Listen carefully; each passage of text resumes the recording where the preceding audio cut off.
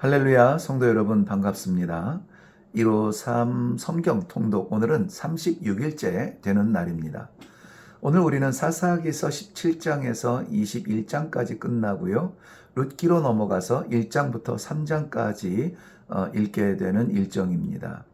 오늘도 통독하는 중에 하나님의 감춰놓으신 소중한 말씀의 보석들을 많이 만날 수 있기를 바랍니다. 먼저 사사기 17장을 펼치시고 요약하는 부분들을 한번 같이 보겠습니다. 먼저 6절을 한번 보세요. 6절을 보면 거기에 그때에는 이스라엘의 왕이 없으므로 사람마다 자기 소견에 오른 대로 행하였더라, 이런 말씀이 있습니다. 근데 요거는 여기만 나오는 것이 아니라 사사기에서 반복적으로 나오는 이야기예요. 그 당시에 백성들이 그랬다는 거고, 그 백성들의 분위기를 그대로 보여주고 있습니다. 자기 소견에 오른 대로 행하는 것은 편할지 모르겠지만 공동체에는 굉장히 혼란을 가져올 수가 있겠죠. 그래서 여러분, 우리의 소견이 있을지라도 하나님의 말씀의 길은 무엇인지를 습관처럼 물어보는 것은 굉장히 성숙한 성도의 삶의 방편입니다. 사사기 17장에 보면 미가의 어머니가 등장하는데요. 미가의 어머니가 은전을 잃어버립니다.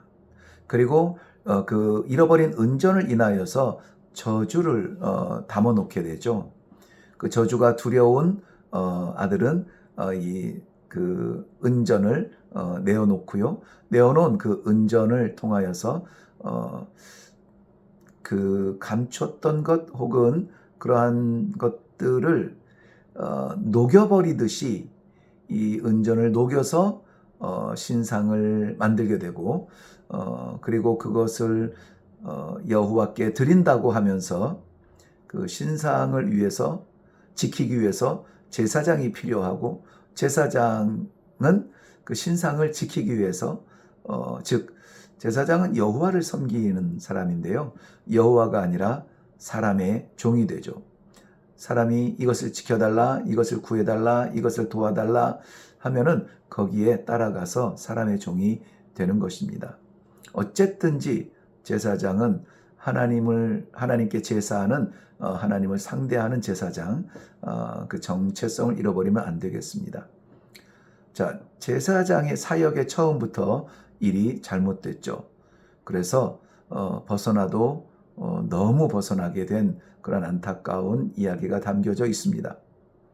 제사장이 하는 일, 즉 제사 드리는 일, 뭐 그런 거는 뭐 순서대로 해서 화제는 이렇게 하고 번제는 이렇게 하고 제사장들이 하는 일이 있지만, 제사장은 그런 기능적인 사람이 아니라 그 제사를 받으시는 하나님을 상대할 수 있는 그러한 영역이 필요한 것이죠.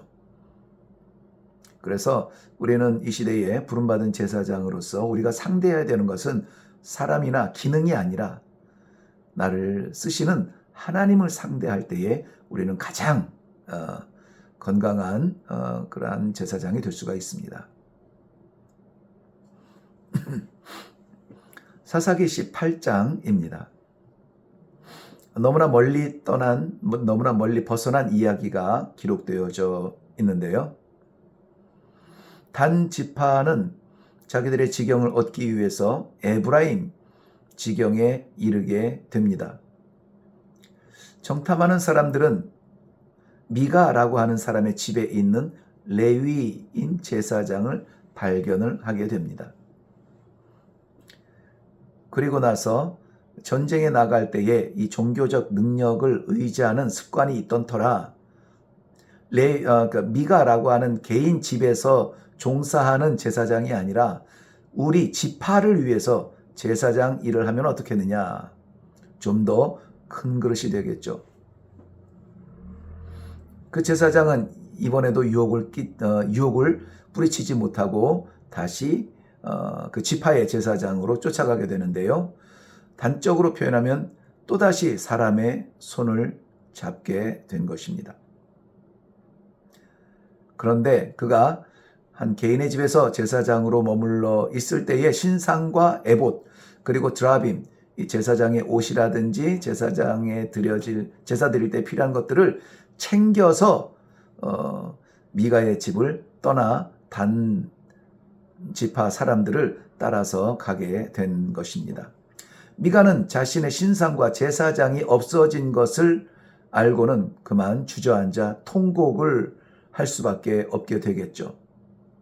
사람들을 모아서 그를 찾아가서 잡아오자 이렇게 찾으러 가지만은 면박만 당하고 돌아옵니다. 단 지파는 라이스 성읍을 쳐서 차지하고 라이스 성읍의 이름을 단이라 이름 붙이게 됩니다. 미가를 보면서 우리에게는 세상에 어떤 것도 빼앗을 수 없는 우리의 대제사장 되신 예수 그리스도가 계신 것이 얼마나 감사한지 모른다는 생각을 하게 돼요. 사람 따라 형편 따라 이리저리 또 조금 도움이 되면은 쪼르르 쫓아다니고 더 많이 준다면은 쪼르르 쫓아다니는 그러한 장사꾼 같은 신앙이 아니라 떠나지 않고 언제나 우리 안에서 내주하여 주시며 우리를 위해서 영원한 대제사장 되신 예수 그리스도가 우리의 제사장이라 정말 감사한 일이 아닐 수가 없습니다. 네, 사사기 19장입니다. 사사기 19장부터 21장까지는 사사기 전체의 결론의 부분인데요. 한 몇 장 더 넘어가서 21장 한번 보실래요? 사사기 21장 결론의 결론 마지막 25절에 너무나 소중한 말씀을 기록해야 되는데 이렇게 내용이 적혀져 있네요. 그때에 이스라엘의 왕이 없으므로 각기 자기의 소견에 오른 대로 행하였더라. 아까 말씀드렸죠. 일회성이 아니라 그 시대의 사람들이 반복적으로 저지르는 습관이라고요. 이것을 증명이나 하듯이 또 다른 사건으로 연결이 되는데요. 19장에 보면 레위인이 그의 첩으로 인하여서 사건이 일어납니다. 레위인이 부인이 아니라 첩이 있다는 것이죠. 자기의 소견이 얼마나 백성들을 피폐하게 만드는지를 볼 수 있는 장면입니다. 도저히 하나님의 백성이라고 볼 수 없는 일들이 또 이 19장에 나타나죠. 20장에는 바로 그 일이 불씨가 되어서 이스라엘 지파끼리 내전, 형제잖아요. 그 형제끼리 서로 전쟁을 하게 되는데요. 전체 이스라엘 지파와 베냐민 지파, 베냐민은 막내 12아들 가운데 막내인데요. 그 막내 지파, 작은 지파, 그 베냐민 지파가 굴하지 않고 우리 다른 형제들 지파와의 싸움이라도 나는 감수하겠다 하는 마음으로 지금 전쟁을 일으키고 있습니다.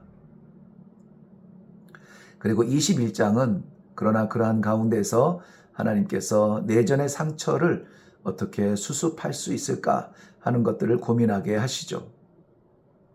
그런 면에서는 회복의 시작은 여호와의 제단 앞에 나아가서 번제와 화목제를 드림으로 인하여서 회복이 시작되는 자리가 된다는 것을 볼 수가 있습니다. 네, 19장 내용을 좀 더 구체적으로 보면요. 레위 사람에게 첩이 있다 그랬죠. 2절에는 이것을 행음이라는 표현을 합니다. 그러나 그것도 이제 정확한 표현은 아니겠죠. 어쨌든 3절에 보면은 남편 된 사람이 처가에 가서 다정하게 말하고 그 행음한 것을 용서하고 데려오려고 한 것을 보면은 거기까지 내려가서 굳이 데려오려고 한 것을 보면은 한쪽만의 잘못이라 이렇게 말하기도 어려운 것 같은 상황인데요. 예루살렘을 중심으로 해서 예루살렘 북쪽에는 에브라임이 있고요. 그리고 예루살렘 남쪽에는 베들레헴이 있습니다. 자, 에브라임에서 예루살렘을 지나서 베들레헴에 가서 이 첩을 데려와야 되는 그런 상황이죠. 그런데 베들레헴 처가에서 첩을 다시 데리고 오는 길에 한 번에 에브라임까지 올라가지 못하고 예루살렘에서 머물게 됩니다. 거기 여부스 사람, 이 여부스는 원래 이스라엘 백성들이 예루살렘을 차지하기 전에 살던 사람들이고 그곳을 여부스 땅이라 이렇게 부르기도 합니다. 여부스는 예루살렘이 살던 그 지역의 사람 족속 이름이고 지명을 그렇게 불렀는데요. 예루살렘을 거의 통과하다가 기브아 땅에 머물게 되죠. 기브아는 예루살렘 그 외곽에 베냐민 지파가 머무는 곳입니다. 에브라임 동향 사람을 만나서 그 베냐민 지파의 마을 안에 들어가서 하루를 머물게 되죠. 그런데 놀라운 일이, 말도 안 되는 일이 일어나는데요. 바로 그 밤에 그 레위 사람의 첩을 마을의 불량배들에게 내어줄 수밖에 없는 상황이 되고, 그 첩은 마을의 불량배라고 하는 것은 결국은 이 베냐민 지파의 사람들이죠. 윤간을 당하게 되고 새벽에 결국은 죽게 됩니다. 22절부터 24절은 거의 옛날에 소돔성 얘기하듯 소돔성의 타락과 그렇게 다르지 않은 유사성을 보여주고 있죠. 레위 사람은 첩의 시신을 집까지 이렇게 가지고 옵니다. 그리고 나서 그 시신을 12조각을 내요. 그리고 온 이스라엘 12지파의 지파마다 이 시신 조각 하나를 보내요. 이렇게 우리가 수치스러운 일을 당했다 하는 것을 이렇게 전파하게 되죠. 20장의 내용을 보면, 그래서 그 일로 말미암아 온 이스라엘 지파가 칼을 뽑는 용사들 40만 명이 미스바에 모입니다. 미스바는 에브라임 땅에 있는 그러한 곳이죠. 여러분 20장 10절 말씀을 보세요. 레위 사람들의 이야기를 듣고 온 이스라엘은 합심해서 베냐민 지파의 사람들을 징계하기로 결정을 합니다. 그들 중에 10분의 1을 뽑아 기브아로 내려가는데요. 그러나 기브아 사람과 베냐민 지파는 불량배를 내어주기보다는 오히려 의리를 지키는지 몰라도 그들과 함께 연합 이스라엘 지파와 함께 전쟁을 결정을 하죠. 그리고 전쟁을 하겠다고 27,600명이 나옵니다. 전쟁의 첫날 이스라엘은 22,000명을, 그리고 그 다음 날은 18,000명을 잃어버립니다. 매일의 전쟁에서 이스라엘의 태도 변화를 읽는 것도 좀 재밌기도 하고 유익하기도 한데요. 한 발 한 발 물러서면서 이렇게 그 상황을 이렇게 설명하는 내용들을 보면은 좀 어떤 우리의 모습도 비교할 수 있겠고요. 유익이 있네요. 20장 47절을 한번 가보시면은, 그렇지만은 결국은 베냐민이 패하게 되는데요. 베냐민은 도망간 사람 600명 외에 모두 다 전쟁에서 패하고 죽임을 당합니다. 그러면 마지막 이 21장에는 어떤 내용이 있을까요? 이스라엘이 다시 미스바에 모입니다. 베냐민 지파와의 결별을 맹세하죠. 이제는 다시는 베냐민 지파를 가까이 하지 않겠다. 그런데 베델에 올라가서는 저들의 마음이 움직입니다. 사람 마음 잘 바뀌지 않아요. 그런데 하나님께서 그 마음을 주시면은 두근거리는 심령으로 이렇게 생각할 수가 있습니다. 후회하는 마음이죠. 그래서 우리가 어쩌자고 베냐민 지파와 전쟁을 해서 그 수많은 사람들이 죽음을 겪게 되었는가 후회하는 마음에 통곡을 합니다. 어쩌자고 우리가 우리의 형제 한 지파를 사라지게 했는가 하는 것이죠. 그러고 보면은 이제는 수습을 해야 되는 단계인데요. 아까 말씀드린 대로 20장에서 나는 살펴본 대로 도망자 600명 외에는 남은 자가 없어요. 그러니까 이제 남은 600명을 통해서 지파가 다시 부흥을 해야 된다는 것이죠. 그런데 이 남은 자 600명은 다 군사로 나왔기 때문에 그 말은 남자라는 이야기죠. 남자만 가지고 부족이 연명될 수 있나요? 없죠. 부인이 있어야 되죠. 그래야 자녀를 낳겠죠. 그래서 이스라엘은 이것을 위하여서 다른 곳에서 해결을 찾습니다. 바로 미스바에 함께하지 않은 야베스 길르앗 성읍의 딸들이 있는데요. 그들이 베냐민의 남은 자 600명에게 그들을 주어서 전쟁에 참여하지 않은 그러한 자들을 주어서 이어가게 하자는 것입니다. 그렇게 길르앗 야베스를 쳐서 처녀 400명을 얻었는데 여전히 남은 자가 600명이기 때문에 200명이 부족한 상황이 되죠. 그래서 결국은 실로라고 하는 것은 이제 사마리아의 그 실로죠. 북이스라엘 에브라임 지파의 지역인데요. 그 실로에 여호와의 명절 때문에 올라와서 제사로 인하여서 춤을 추는 여자들을 붙들어서 건강한 여자들을 붙들어서 그 나머지 200명에게 아내로 삼게 하자 이런 결론을 내리네요. 이 모든 부정, 불의, 분노, 전쟁, 죽음, 눈물, 혼란 이 모든 것이 자기의 소견에 옳은 대로 행한 삶의 현장이었던 것입니다. 내 맘대로 나 속 편한 대로 하면 좋을 것 같지만 그러나 결국은 이러한 끔찍한 상황에 추락하게 되고 그것을 위해서 또 억지로 맞춰야 되고 더욱더 꼬일 수밖에 없는 그러한 삶으로 떨어지게 된다는 것입니다. 그러므로 각자의 소견 내려놓고 분명하고도 확실한 하나님의 말씀의 길을 볼 수 있기를 바랍니다. 네, 룻기를 이제 좀 보려고 하는데요. 룻기의 내용, 전체적인 내용은 룻기는 사사기의 역사 가운데 나타나는데요. 사사기의 이스라엘의 역사는 어떤 면에서 보면 굉장히 황폐한 역사를 가지고 있습니다. 그런 가운데서 하나님께서는 그의 백성을 구원하기 위하여서 민족이나 지파가 아니라 한 사람을 주목하고 그 한 사람을 세우려고 하십니다. 바로 그 책이 룻기라고 하는 책이고요. 그 책의 주인공은 바로 룻이라고 하는 이방 여인입니다.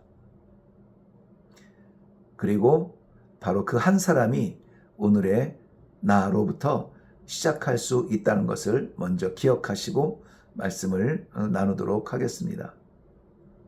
그러면은 그런 면에서 룻기는 전혀 예기치 못했던 그러한 상황과 그러한 지명과 그러한 사람들로부터 소망의 빛을 주는 너무나 좋은 말씀이 있는데요. 룻은 모압 여인이었다고 했습니다. 모압 여인은 이방 여인의 대표성이죠. 그런데 그 여인이 그리스도와 교회의 관계를 설명하는 아주 완벽한 여인으로 묘사가 됩니다. 그리고 그리스도의 교회 안에 이스라엘과 이방이 하나가 되는 것처럼 그 벽을 허물어 버리죠. 유대인과 결혼한 룻과 유대 여인으로 이방인과 결혼한 에스더, 여인의 이름으로 책의 제목이 된 이름들이 바로 룻기와 에스더서입니다. 룻기의 중요한 줄기는 이방 여인 룻으로부터 다윗과 그 혈통적 자손인 예수 그리스도가 왔다는 이 놀라운 사실이 이 룻기를 묵상하면서 감격스럽게 깨닫는 부분이 되겠습니다. 네, 룻기 1장을 보면 유다 베들레헴에 엘리멜렉이라는 사람이 있습니다. 그 땅에 흉년이 들자 엘리멜렉은 가족을 데리고 그 땅을 떠나서 모압 땅으로 피신 갑니다. 엘리멜렉이라고 하는 이름의 뜻은 하나님은 나의 왕이라. 엘리멜렉. 그래서 하나님은 나의 왕이라는 뜻인데요. 하나님이 나의 왕이지만 왕을 신뢰하지 못하는 어리석은 행동이 나오죠. 엘리멜렉은 어쩌면은 왕이 없어 각각 자기의 소견에 옳은 대로 행했던 이스라엘 백성들의 거울과도 같은 모습이기도 합니다. 하나님의 기업을 떠나는 가장의 모습 상상하기 어려운데요. 엘리멜렉의 피난처가 바로 모압 땅이라는 것도 우스운 이야기입니다. 하나님의 통치를 떠나 우상의 땅으로 내려갔다는 것. 거기에는 자신뿐만이 아니라 자신과 두 아들의 무덤만 남길 뿐이었습니다. 사랑하는 아들 둘 모두가 거기에서 죽고요. 자신도 죽죠. 남겨진 아내 나오미, 그리고 두 아들을 위해서 아내를 삼았던 이방 여인 며느리 둘이 있었습니다. 나오미는 이러한 끔찍한 상황을 만나면서 자기의 이름을 마라 쓰다 인생이 얼마나 쓴지 자기의 이름을 마라라고 말하는데요. 그리고 그에게 남은 두 자부가 있죠. 오르바와 룻. 이 두 자부에게 이제 두 아들이 다 죽었으니 너희도 너희 부족으로 돌아가라고 말할 때에 오르바는 자기 부족으로 돌아가고 룻은 끝까지 함께 있겠다고 곁을 떠나지 않습니다. 이 장면에서 저는 예수님의 십자가의 좌우편에 함께 매달렸던 그 두 강도가 생각이 됩니다.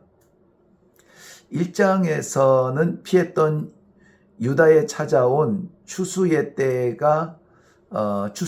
그 풍요가 비교가 됩니다. 1장은 이렇게 시작하잖아요. 예루살렘에 흉년이 찾아와 그 흉년을 피해서 이방 땅으로 돌아갔다. 네, 그런데 이 유다 땅에 다시 찾아온 이 추수의 풍요로움은 정말 그림의 언어같이 그렇게 그려지는 아름다움이 있습니다. 네, 룻기 2장입니다. 유력한 자 보아스가 등장합니다. 룻은 어머니 나오미, 어머니이기는 합니다만은 엄격히 말하면 시어머니죠. 시어머니 나오미를 봉양하기 위해서 추수가 끝나고 지나간 자리에 떨어진 벼이삭을 주워서 그것을 수입의 전부로 삼아야 하는 두 명의 과부, 시어머니 나오미와 며느리 룻. 그 두 과부에게 보아스는 마음을 열어줍니다. 그래서 일부러 벼이삭을 떨어뜨리기도 하고 종에게 떨어진 이삭을 주담지 말라고 여인들이 가져갈 수 있도록 내버려 두라고 그렇게 명령하기도 하죠. 물론 룻의 성실한 모습이 눈에 띄었을 것이고요. 그 다음에는 그의 사환도 또 그렇게 설명을 잘 하는 것을 볼 수가 있습니다. 12절에 보면 보아스의 친절한 마음은 주님의 마음이며 모두를 향한 메시지가 된다. 그리고 여호와께서 내게 행한 일을 보답하시기를 원하며 이스라엘의 하나님 여호와께서 그의 날개 아래 보호를 받으러 온 내게 온전한 상 주시기를 원하노라. 정말 사랑의 메시지 가운데 가장 따뜻한 사랑의 메시지고 할 수 있는 마음을 다 담아서 위로하는 그러한 메시지가 아닐 수 없습니다. 저도 동일하게 여러분을 그렇게 축복하고 싶습니다. 여호와께서 성도님들의 행한 일에 보답하시기를 원하며 이스라엘의 하나님 여호와께서 그의 날개 아래 보호를 받으러 온 성도님들께 상 주시기를 원합니다. 이것이 저의 기도가 되고요. 그래서 룻기를 사랑이라는 단어가 하나도 들어가지 않지만 사랑의 노래라고 그렇게 별명을 붙이기도 합니다. 네, 룻기 3장입니다. 영혼의 소리를 글로 표현할 수 있다는 셰익스피어, 그 아름다운 대작 로미오와 줄리엣의 영감도 보아스와 룻의 만남의 달콤함을 견주지는 못할 것 같습니다. 죽음으로, 왜냐하면 로미오와 줄리엣은 죽음으로 끝나지만 네, 이 룻과 보아스는 생명의 결말을 보여주기 때문에 그렇습니다. 한 여름밤 타작 마당에 지친 보아스의 눈을 빛나게 한 룻의 모습. 룻은 당신의 옷자락을 펴 당신의 여종을 덮으소서 은혜를 사모하는 마음으로 수줍은 듯 고백합니다. 이것은 2장에서 여호와의 날개 아래 보호를 받으러 온 너라고 하는 존재를 어설프게 해석한 듯 하지만 여전히 사랑스러운 고백이죠. 룻기 3장의 포인트는 11절입니다. 내 딸아 두려워하지 말라. 내 딸아 두려워하지 말라. 아직 자신보다 더 가까운 기업 물을 자가 있었지만 그러나 여호와의 섭리를 확신하고 있는 모습. 그래서 성도들에게 주님의 따뜻한 음성이 들리기를 바랍니다. 내 딸아 두려워하지 말라. 네, 오늘도 우리의 삶 가운데 두려움 없이 우리 여호와 하나님을 목자로 삼고 그 손을 붙들고 지팡이를 잡고 순종하며 걸어가는 우리 모든 성도님들에게 두려움 없는 담대한 신앙의 주인공이 되시기를 주님의 이름으로 축원합니다. 감사합니다.